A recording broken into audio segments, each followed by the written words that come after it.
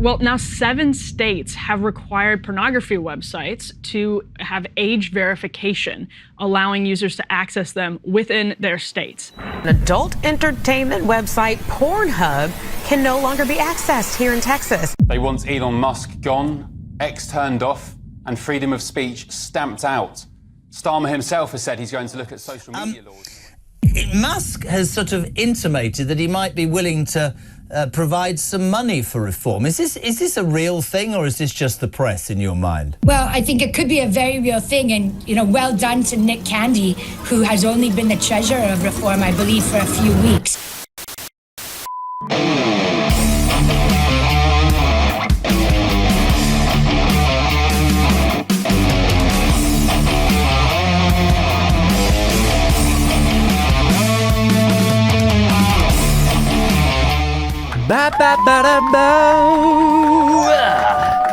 Ladies and gentlemen, welcome to episode, what are we on?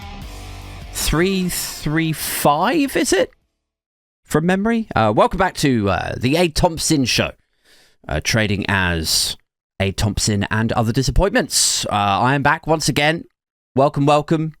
I'm back once again as your host of All Things Awful, your veritable Willy Wonka of news, politics, dystopia, pointing out the awful as I dance around it. Dancing around, pointing out the climate change, the nuclear war, on every single episode, just to cheer you up. And it's Christmas time. This is sort of a, ostensibly the Christmas special, isn't it? And I shall, quite seasonably spread my joy unto the world. There's lots going on out there at the moment, is there not? Lots going on, and of course we need to find a way to get through it all, don't we? However impossible that might seem, somehow we're going to have to find a way to get through all of it, all of the things. Things like Prince Andrew being publicly embarrassed again over the company that he keeps. That's still the front page story of everything right now at time of recording, is this, this Chinese gentleman who was secretly, covertly, discreetly, allegedly gaining influence, intel, chaperoning Andrew. And I don't think this guy's happy about all this stuff blowing up at all. I don't think he's happy about this expose, everybody knowing his business, who he's close friends with, his name, his face. I don't think the Chinese guy is happy about it. But not necessarily because he'll be upset about, what the Chinese state might do with him now that he's so obviously fucked up. He's blown his own cover. I don't think that's what's upset him. I think he's more upset that now his friends are going to know. His friends are going to rip into him and roast him in a bar in Beijing. They're going to be like, you were hanging out with Prince Andrew? Like, what? Like, why? Like, he's embarrassed. He's embarrassed about it. I think that's why he's... Like, there's a difference between being indiscreet and embarrassed and being an international spot. Like, maybe he's just embarrassed about it, guys. Anyway, so apparently there's not much more to talk about with that because, God bless him, Prince Andrew, friend of the show, Andy. Apparently Andrew distanced himself from this Chinese gentleman a couple of years ago. He distanced himself from this Chinese businessman. Although no confirmation as yet on whether he flew in to break up with the guy face to face personally. I'm sure that he did. I'm sure that Prince Andrew did do that. I'm sure he was once again guilty of just being too honourable. That's how it goes, isn't it? That's what he said he did last time. What else has been going on in the news, guys. Nigel Farage and Nick Candy have both flown in to, not to break up with their friends, but to make friends, to become best friends. They've flown in to meet Elon Musk to talk donations, haven't they? Candy is, of course, one of the famous Candy brothers, who are property developers. Elon Musk is a cunt. He's one of those famous software developers.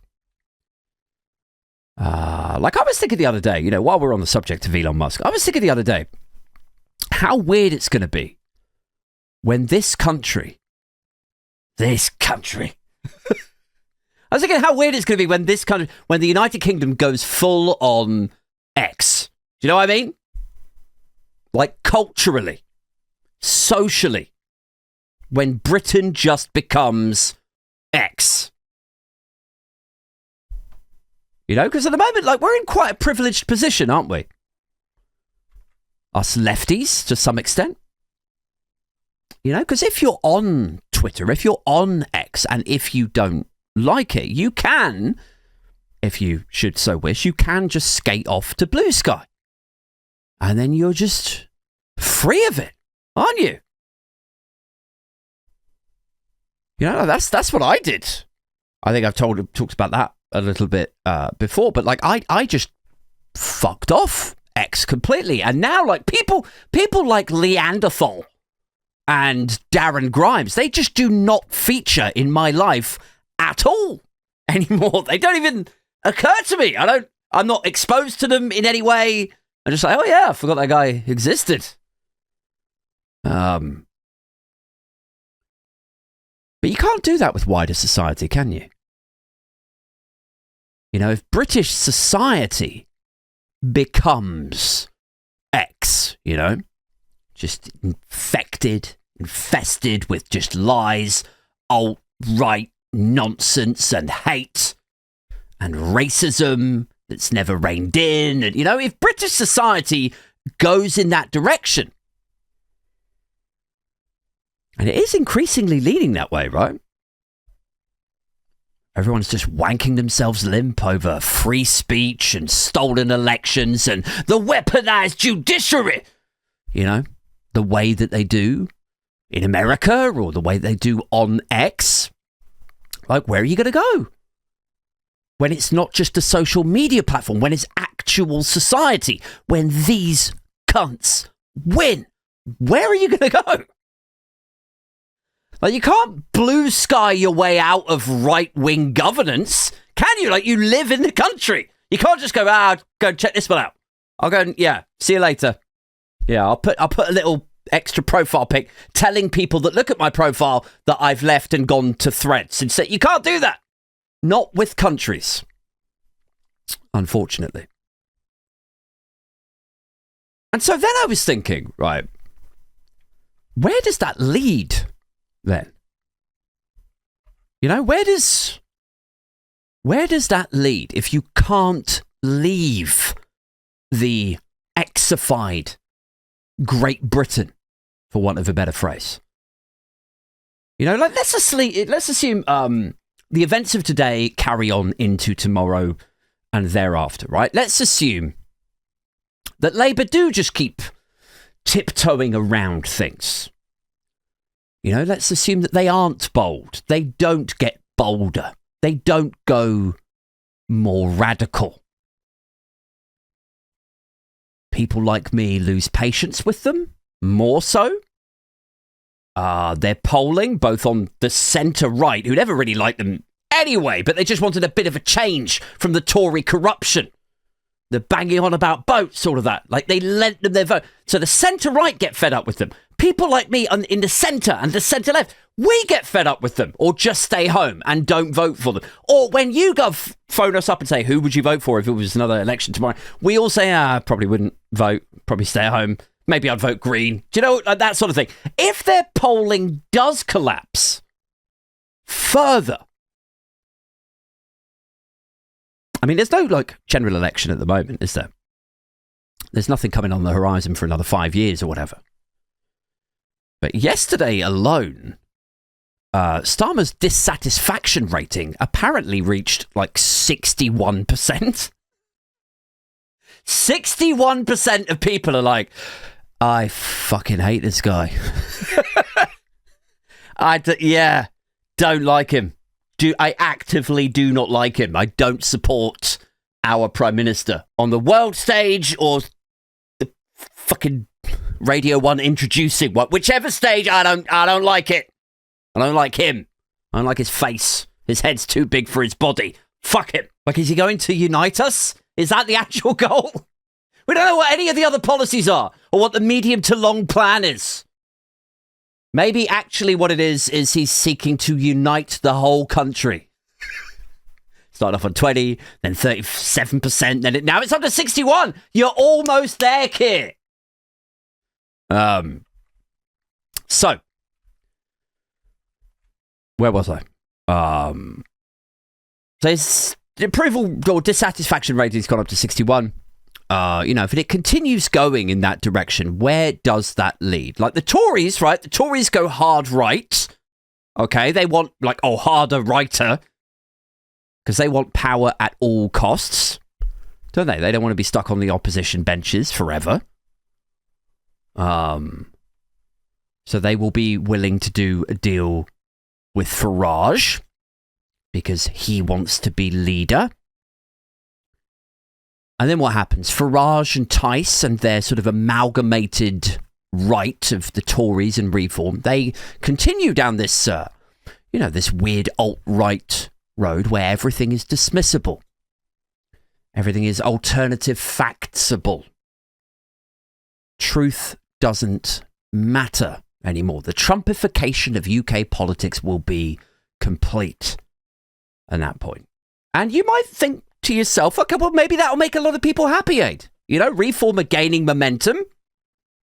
People are obviously dissatisfied with Keir Starmer and Keir Starmer's Labour Party. So, if people do start running to Reform, maybe that's just what happens. Maybe that'll make a lot of people happy. But that's only because, at the moment, it feels like people are so deeply dug into their trenches. This is why people are happy and supporting Reform at this stage. People are so deeply dug in and entrenched that they've stopped kind of caring now. If something is true or not true, all they seem to care about, particularly on the right, is that the other side loses, that they're hurting the other team, that it upsets the libs. You know what I mean? But what happens when that whole thing is complete and it starts to hit them? Does your divorced, angry, right-wing friend actually care that, there's no evidence actually that Joe Biden stole the 2020 election? Literally none. Nobody has ever found anything that suggested that. Do they care that that's actual reality? That Donald Trump has been found liable for horrendous crimes on women by people and juries and lawyers and judges who have no stake in whether he wins or loses. It's fact. It's reality. Do they care about that? Or do they just like it that when Hunter Biden gets found guilty, then it's like the other team, the libs, are feeling some pain. So they like that feeling that they're winning, I believe James O'Brien calls it the footballification of politics and, I suppose, geopolitics. But if we propel ourselves forward, dear listeners, where does it take them? Because it's all fun and games when rejecting reality kind of helps you to just shit on the other team, don't tell me about stolen elections, whatever. I told you Labour would never take crime seriously. Look, he let Jimmy Savile off, didn't he? It's all fun and games when it helps you to point score. It's all fun and games when it's proroguing Parliament or neutering the Electoral Commission, right? All of that's fun. That's a good time when it's just hurting the libs, isn't it? But what is going to happen when these same people, some of whom have kids, some of whom have wives and daughters, like one of them's going to get caught short by something, aren't they? One of them's going to get arrested or deported or detained for something, aren't they? And then they're going to have to put their case forward. They're going to, against the state or the police or the Faragian thought police or whatever. And they're just going to go like, no, wait, this one's different. This is my wife. This is my daughter. And what you said just then, that's not true. I've looked at it. Look, I've got the papers here. It's not true. I promise you. Look right here. And then a Faragian trooper's going to turn around and go like, well, actually, we did some digging, and it appears like she had Marxist sympathies. So I don't know what you want me to do. There's nothing I can do. I'm sorry. And I guess what I'm saying is, like, at the moment, it's all fun and games, isn't it? It's hurting the libs, owning the libs. But at some point, these people, even these people, are going to need truth and reliability and ethics. And where does that anger go then? Where does that anger go then? What else is happening, guys? A Byline Times piece came out yesterday by a guy called, I hope I'm saying this correctly, Josiah Mortimer, about how senior Tories are looking at scrapping your paid leave, your annual leave provisions. Guys, maternity leave, paternity leave, maybe bank holidays, your weekends, maybe. And everyone's like, well, you know what? It's just as good they're not in power then anymore, isn't it? We've really dodged a bullet. I'm like, but they will be. I swear. This is like, you didn't hear me a minute ago? They will be. They're coming back again. I promise you. Like this is the direction of travel, guys. And like, how long have I been saying on podcast and paper reviews that the hysteria around leaving the ECHR, the European Convention of Human Rights, all of that stuff, all the rhetoric around it that you've been hearing on Talk TV and GB News, all of that, none of that is to do with like stopping any boats, okay? Don't get it twisted. I've told you this 1,000 times. None of it has anything to do with stopping boats or asylum seekers even. All any of this is and has ever been is trashing your human rights so that billionaires can make you work through the labour of your firstborn son. Ladies, it's to trash your sick pay, to remove the requirement to give you a weekend. That's what this is. We've got to leave the ECHR. Why though? Well, it's bloody boats over there, I tell you. Like all those rights, those labour rights, those workers' rights that people fought and died for. The Tories and Reform, by the way, when they do inevitably end up in a coalition of sorts together. The same generation who this lot endlessly lionize whenever they're talking about the war, the bloody war, right? That generation would turn in their fucking graves if they saw this lot goose-stepping past the cenotaph to remove your workers' rights. They would roll over in their fucking graves.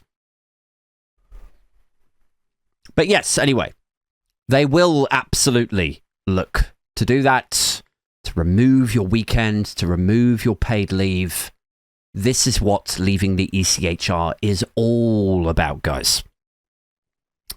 I mean, they'll style it, won't they, as a boat, asylum, Rwanda thing to begin with. Like, it'll end up, to start with, when they start removing it, they'll start off by saying shit like, you only get, you still get 3 weekends a month. Your 3's all right, though. Isn't it? 3 week. Don't be greedy. Don't be entitled. Gen X, Gen Z, millennials. I'm Isabel Oakeshott. I'm Nick Ferrari. I'm Darren Grimes. I'm Julia Hartley fucking Brewer. And I tell you what, as a journalist, sometimes I work right the way through the weekend, and it's never done me any harm. So that's why I think Aldi and Lidl should be able to force you to work at least 2 weekends of just 2. You can still have 2 for yourself. That's how it's going to start. They'll frame it like that. They'll say, we're not forcing companies to withdraw your weekend or make you work through your labour, your maternity and all that. We're not forcing them. We're just saying, regulatorily speaking, they don't have to give you that time off anymore. We're removing that regulation. Down with red tape, guys. That's how they'll start. They'll say shit like, over in America, they only have 15 days paid leave every year. Did you know that? And look at their economy, just booming along, isn't it? Good old America, home of free speech. Good old America. Meanwhile, what do? We've got 25 days paid leave every year. That's where we're going wrong, guys. 15 over there. We should do that. They will neglect to mention that America get significantly more long weekends, like bank holidays, than us. They won't mention anything about that. It'll just be like, look at their growth, though. Look at their growth. That's where we're going wrong. We've been too generous here. That's why us and the rest of the Eurozone, like we're sluggishly, we can't keep up with them because we're too bloody lazy. It's a question of productivity aid. That's how it will start. It's just 1 weekend a month, aid. Jesus. Can you work 1 weekend a month for Britain? Wait and see. That's where it's headed. Anyway, Byline Times came out with this piece where they're saying basically that is what the Tories are looking at. Kemi Badenoch and co, and probably advised by people like the Policy Exchange and the Taxpayers Alliance or like whoever else in Tufton Street. These are the policies they're looking at. And it's weird, isn't it? Because you would hope, right? You would hope in a land of common sense, which I know. You don't need to, don't scream at your phone as you're listening to this through Spot. I get it. I know. Common sense left the building a long time ago. But you would hope in the journo-political landscape that there might be a few people still who had sufficient common sense to advise those who construct policy, to the point where maybe you would consider that if it's growth and productivity that you're after, like why not just join the single market, guys? Just join the single market. It's so easy. It's right there. Norway's not in the EU, is it? And it is in the single market. We have zero growth, and there's at almost 2%. So they're doing pretty well, guys, comparatively. And there's the single market. It's right there. Can't stress that enough. And I'm not saying that we're not like for like with Norway, obviously. But, the analysis is there. If you should choose to seek it out, if you rejoin the single market, you get the productivity and the growth that you appear to be obsessed with. You get what you're after, apparently. But in the absence of that, it's like, how do we get productivity? How do we get the growth? What's another way to achieve that? Think outside the box, Kemi. Come on. Think, girl. Oh, of course. Of course. Why didn't I think of this before? We could ape China. In order to beat China, we must become China. So it's authoritarianism and capitalist ultra sweatshops all round here in Blighty.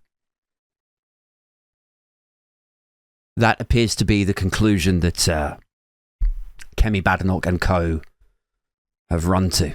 Like, I always think, wouldn't it be easier wouldn't the smarter kind of route be to try to rein China in a bit? Do you know what I mean? You know, like if the UK and the US and Canada and the EU, you know, all these big markets, right? If they all got together as one, you know, kind of big, not official formalized trade bloc, but if they all got together and they said, look, you know, how about we all do a great big fuck off deal with you? Okay, we'll buy all of your horrible plastic drop shipped Amazon, eBay nonsense. You know, your fast fashion polyester bollocks. We'll formulate a deal, right? Where you are our supplier for that, for years, for a decade, for decades. But in return for that, you know, can we please just start to see something resembling democracy? You know, just some freedoms and standards for your people, just a little bit. And they'll be like, well, can we still jail people for insulting the government? Well, we would rather you didn't. Well, can we still make them work through their weekends? Well, maybe. Could you bring it down to just like what one a month, maybe? Yeah. I guess. Can we jail 1 million Muslims again? No. Put them in like re-education camps. No. See, this is exactly what we're talking about. Oh, bugger! Like literally none of that. I don't know, man. Like, it's amazing, really, isn't it? Like, for all of the talk of like global Britain, you know, and how I absolutely think Britain still has a strong, let me tell you, all of the naysayers out there, Britain still has a dominant role to play on the world stage. Like, for all of that talk of global Britain, where is our ability, our persuasion, our leverage to bring China up to our standards, our freedoms, rather than us descending to theirs? You know, and you see that most obviously this week, right, with the Prince Andrew stuff again, right? Don't you? Like, obviously the reaction there should be that we rein them in. Or ask them nicely to not spy on us any longer. As part of a trade deal, perhaps. Work together on security. We could collaborate and so on. But again, as I've said 1 million times by now, because we are the junior partner, because of Brexit, because we're not part of some big Death Star trading block, because we got no fucking leverage and we're desperate for growth, we're going to get trampled on, aren't we? We don't have that leverage. So we just have to take what we're given. Don't we? And when we get spied on, which is always going to happen, or when a Western journalist gets butchered, gets hacked to death over Zoom by fucking Saudi Arabia or whatever, we just have to kind of shrug and take it. Don't we? We just hope that the trade deal that comes out of all of that nastiness might help us to achieve growth. And if it doesn't, which it won't, then what do? What's our backup plan? We will just slide further and deeper into our own post-truth fascist authoritarian nightmare ourselves. And so, yes, full of Christmas cheer tonight. But that's where we're headed. You know, if you want it spelling out for you, like super simply, super quick, this is what's going to happen. Starmer won't rein in the press, which means they will continue to maul him. His approval rating will continue to collapse, as will the Labour parties. The Tories will be so desperate for power and so tired of keeping up with the Faragians themselves that they will absolutely go ahead and do a deal with Nigel Farage, and they will put that lying con man with a history of doing National Front and like weird, like what was the nursery rhymes that he did at school or something? Like there was some sort of concern there, wasn't there?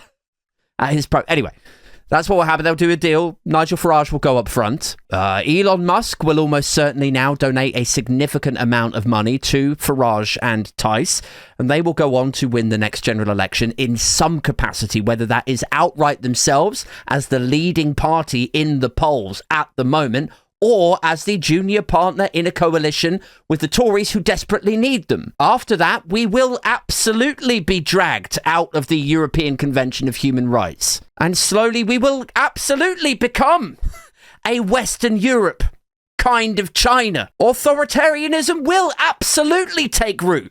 Your rights and freedoms as you know them will cease. And if I'm brutally honest, as only I can be, shows like this will, they will change from being... You got to pivot. You got to pivot with the times and what the market is like. Shows like this will change from being a reflection of endless political disappointments and satirical, critical, biting observations to being actually pro-government. Like, you're not going to tune in and be like, well, this is weird. He used to be really on the left. He used to hold power to account. Now he's just sat here singing the Reform theme song. Why is he wearing a double-breasted jacket that's deliberately got milkshake on it? Like he's in some sort of solidarity with Nige. Like, how has he flipped? I didn't see this coming. I'm going to be like, you think I've got integrity? You think I've got integrity? I've got kids. That's what I've got. I used to rant against the Tories. Now I'm railing for the right-wingers. Just to survive. Guys. Lest they come and arrest me for working against the national interest. This is what it'll be. Throw me out the 30th floor window or some shit. Send me to an Arctic jail. Fucking Navalny me. I've got kids, guys. You're going to see a whole new side of me. A whole new type of show. If that shit happens. Just super supportive. I think that's probably what I'll do. I think what I'd like to do is be on the face of it, be super supportive. Be really pro-government. But be able to get away with it. Because we already know that express reading flag fuckers just cannot deal with nuance, with substance, bubbling under. They take everything at face value, don't they? Symbols, flags, poppies, the proms, all the usual stuff, right? So on the face of it, it would be supportive. It would be a supportive show then. But you good people with brains, you clever bastards out there, you will be able to see that it's being critical. It's being sarcastic. Because it'll be like, Emperor Farage has just announced funding for a new Western Europe security force called the Westapo. And it's totally great. It's amazing. I could definitely see the need for that sort of thing to root out the wrong-uns and the traitors out there, the surrenderers. I could totally see why the Westapo is necessary and how that honors all of their usual fans who march around wearing poppies. They get very, very... I think it's really good. It's good and in no way conflicts with those two sensibilities. No hypocrisy there. I think it's a great idea. The Westapo. This episode brought to you in association with Farage's new secret police, the Westapo. Superficially supportive content that the Crayon Eaters would take just as a fucking news bulletin. That's happened and he's very happy about it. But if you have a brain, and you see it, then it is still, decipherable. If you can decode it, if you can fight through. Oh, I see. I get what he really means. Yeah, if anyone pulls me up on it and they go don't you think it's obvious what you're doing here? We get what you're doing, Mr. Thompson. We understand that you're taking the piss here. You know, you expect us to believe that, like, oh, like 1 minute you're calling the guy Hitler, and next minute, oh, you've just found, and now you love him. Now you expect us to believe that, really? And I'll be like, yeah, I just, I changed my mind. Just like Nigel. Do you remember when Nigel changed his mind? He's going to fly off and go work for Trump. And then it didn't pan out. And he decided to run for Parliament after all. And he did that press conference. I changed my mind. It's allowed. Like, that's what I did. I thought he was Hitler. I changed my mind. And so did JD Vance. Didn't he, for that matter? So did JD Vance, guys. About Trump, thinking Trump was Hitler, and now he's his fucking vice president, isn't he? Or the entire Conservative Party. You know, when they've moved from calling all of UKIP, all of Farage's lot, swiveled-eyed loons, to now where we're at, which is their impending, inevitable deal with them. So, yeah. Suppose I'm in the clear, really, you know? Got that ace card in my back pocket. Are you sure you're not being cunty about Emperor Farage? No. I changed my mind just like Nige. Right, should we move on? Should we talk about something else? Have we got a weird news story? Let's get into this.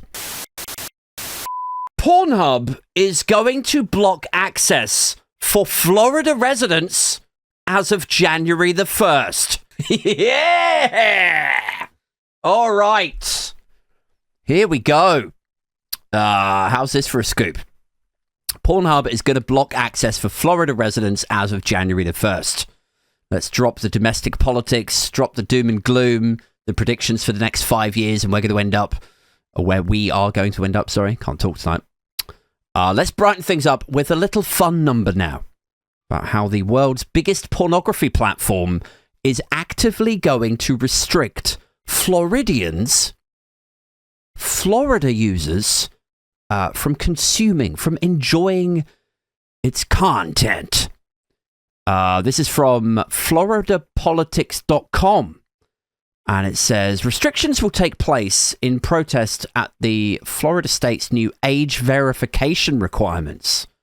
No one in Florida will be able to access PornHub, the most trafficked pornography website worldwide, as of January the 1st, 2025. Officials with ALO, the parent company, they confirmed it will deny access for all users in the state. An email from the company made clear the restriction will happen in protest of new age verification requirements imposed by a state law going into effect in 2025. Age verification for Pornhub,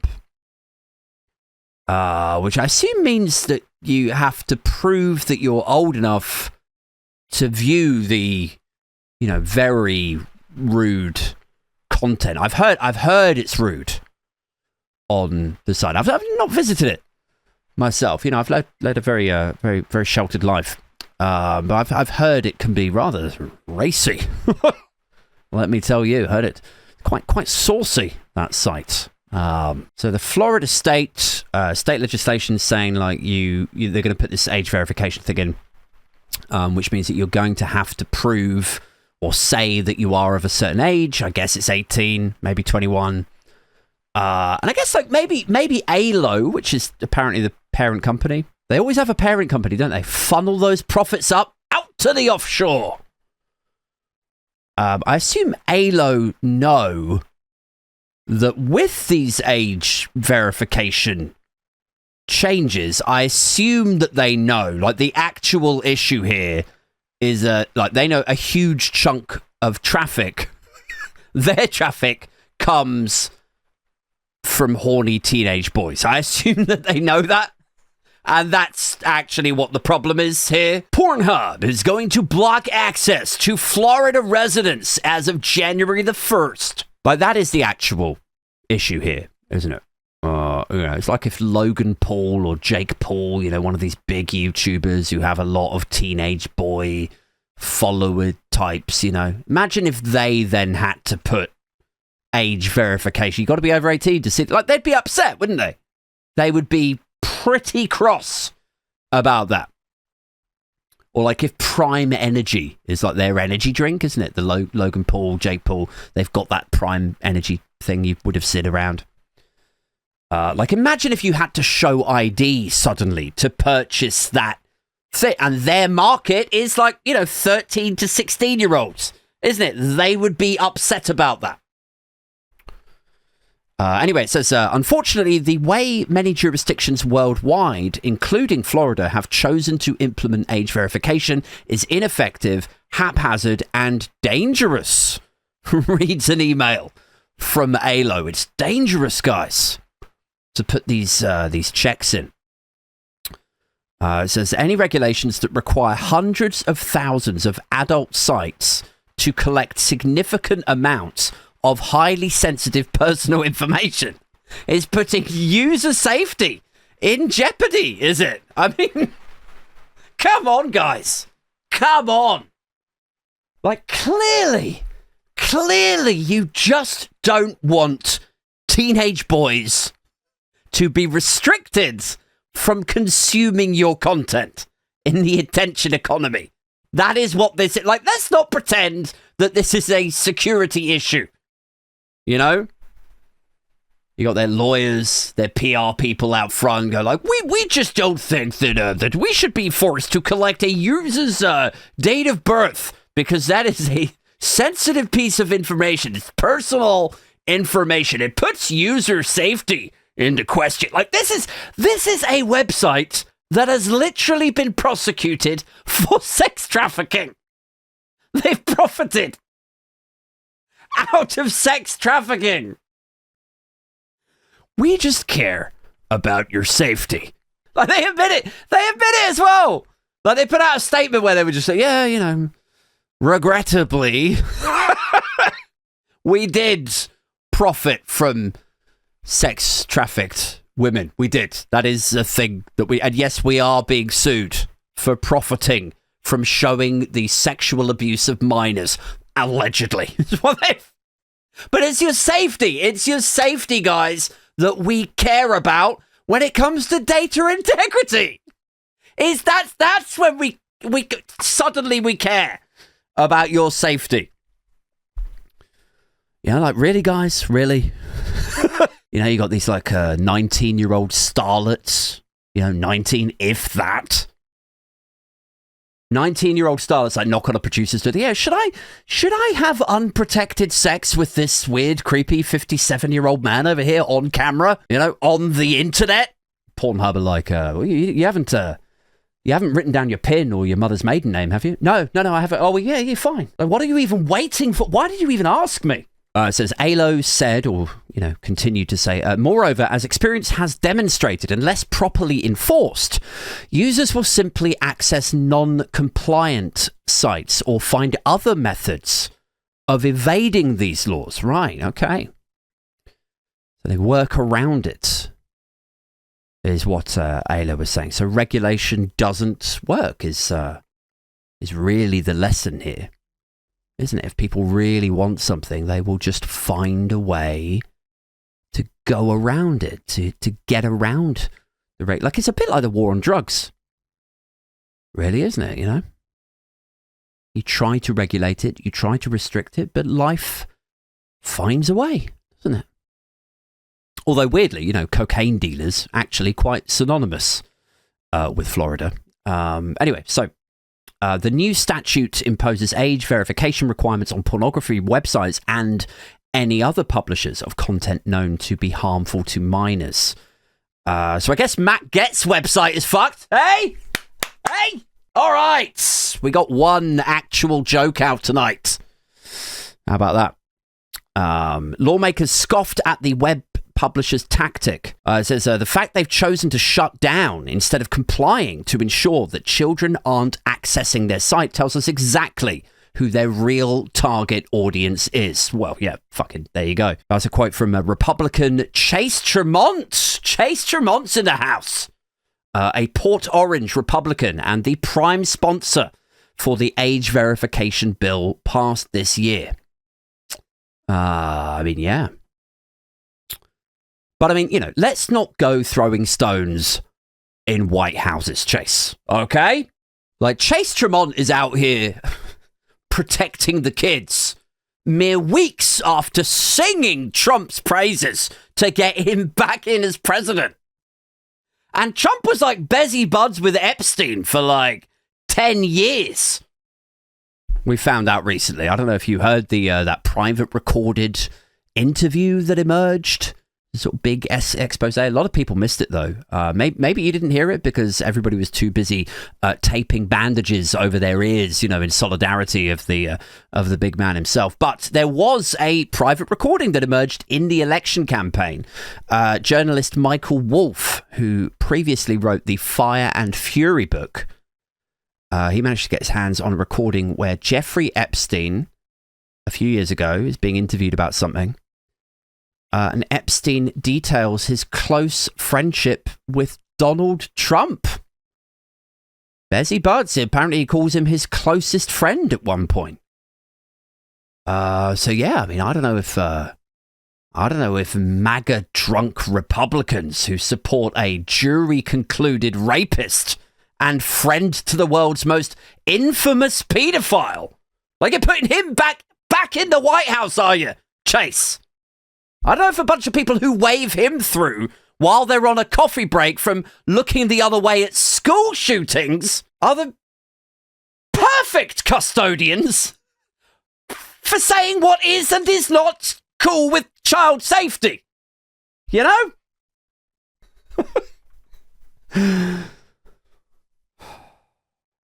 Like, at what point do these people just feel ridiculous? You know? Like, do they know how ridiculous they sound? How hypocritical? How stupid they look? When 1 minute they're supporting Matt Gaetz as the nominee for the Attorney General? Matt Gaetz is, you know, out here inflating the mouths of teenagers as he's unloading both his fish tanks into them while wiring the money, paying the teenagers to do this to him on Venmo. $10,000 apparently. They're out here supporting that guy to be the Attorney General. Like, that is what he did. Well, allegedly did. That is what is supposed to have happened. And this same lot are like, yeah, he seems like a good guy. Seems like the right guy for the job. Meanwhile, you know, something as abhorrent, something as aberrational as pornography. And then they're like, oh, we gotta keep the kids safe, haven't we? Gotta keep the kids safe. We're all about children's safety, is what we're concerned about. Like, how do they think anyone in the wider world sees them as anything other than ridiculous? When with this, you know, this website age checker, like the Florida regulation for PornHub thing, like, it's probably about to become tighter regulation with PornHub than it will be to buy an actual fucking gun in Florida. Like, how can you take lawmakers, senators, Congress, how can you take them seriously when that's what they're presiding over? Like, fucking, like, Pornhub should just rebrand. Like, they should just, like, reskin their website so it just looks like a gun store. Like, they would just let them off. They'd be like, down with red tape. Down with red tape. We've got to get off American businesses' backs. You'd have these same people. You'd have Chase Tremont out there with a picket sign demanding to cut regulation and the red tape. But yeah, anyway, so this bill was passed and it is going to become law. Pornhub are pretty mad about it.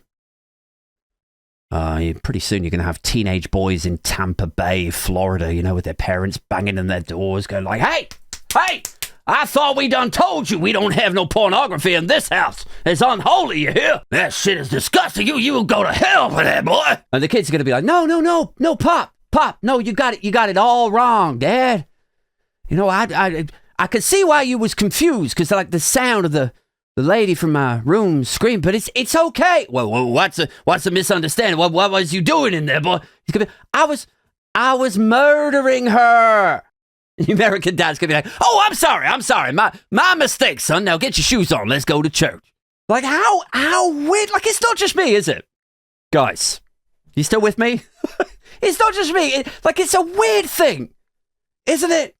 The thing on the laptop that they're watching, the thing on the laptop, the theatrical presentation of the thing is of greater concern to these people. These red tie, red cheek motherfuckers are more incensed by the theatrical presentation of the thing on the laptop, on the website, than they are about the actual thing that people in their own fucking party are getting up to. You know, they're like, I am so goddamn tired of these goddamn drag queen transsexuals sexualizing away the innocence of our sweet American children. And everyone's like, because you care about the well-being of your children? And they're going to be like, no, you idiot, because we're a party full of kid fuckers, and we like them to be innocent, goddammit. Otherwise, what's the goddamn point? Like, have you ever seen a priest touch a street kid? No, hell no. It's the innocent one, the innocent, sweet, clean choir boys. Well, otherwise, it's no fun. Then right at that moment, Prince Andrew walks in like, oh, sorry, I'm late for the meeting, guys. Then all this lot get up and leave, because none of that lot want to be busted for hanging out with him either. Guys, that's it. Thank you so much for continuing to tune in and for continuing to show your love to the podcast. I do 2 a week. So if this is your first time tuning in, I do a midweek one, usually on a Tuesday or a Wednesday. And then I come back for the Friday night live show. So if you're at a loose end on a Friday night, 7:30 on YouTube, usually jump online. We get the live chat going. We make sense of the senseless once more, and I do my very best, guys, to bring my darkness to your light. We put the world to its rights over its many wrongs, etc., etc. So yes, I'll be back on Friday night. I'll be back tomorrow morning with another alternative paper review. Those go out every morning. Clearly, I'm having trouble speaking now, so I shall wrap this up, bring it to a close. But yeah, thanks once again. Catch up with you all soon. Keep it booch. Keep it Bimfluencer. And I am out this motherfucker. Just another